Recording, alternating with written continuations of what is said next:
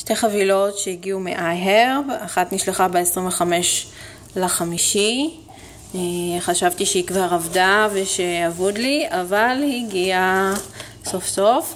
ועוד אחת ב-23/6 נשלחה, וגם היא הגיעה, הגיעו שתיהן ביחד. אז בואו נראה מה יש לנו פה. קודם כל, טוב, הייתי חייבת לנסות את המשטח הזה לניקוי מברשות. כן, יש פה שקדים. אני רוצה להכין משהו טעים איתם. ויש פה פקנים, שאני מאוד אוהבת. לא מומלחים כמובן. ועוד ספוג של ריל טקניקס. לא עטפו את זה וזה נותר עדיין שלם. זה גלוס, זה טופ קוט של פסיפיקה. הבנתי שיש לו גוון ריינבו כזה של כמה צבעים. הוא נותן טופ של כמה צבעים, אני אנסה אותו.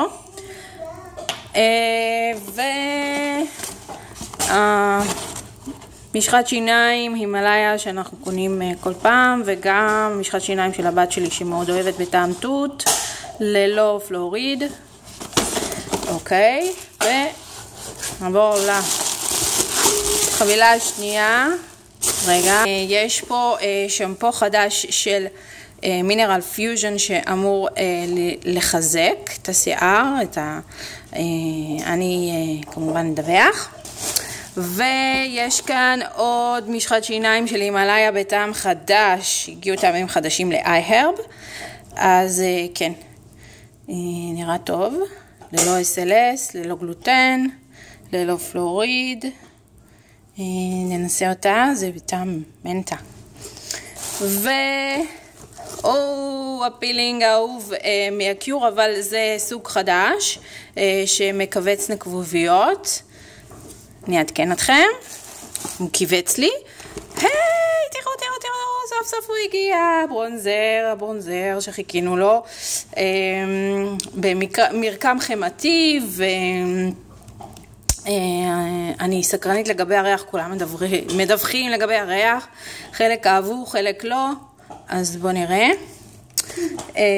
מה עוד יש לנו פה? טרוביה שלי,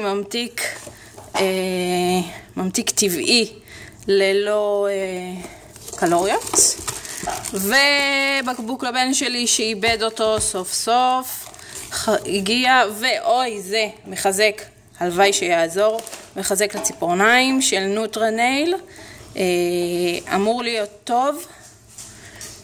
וזה היה איזה משהו ניסיוני של רו רבולושן, עם שוקולד, מריר, קשיו ומנטה. ננסה.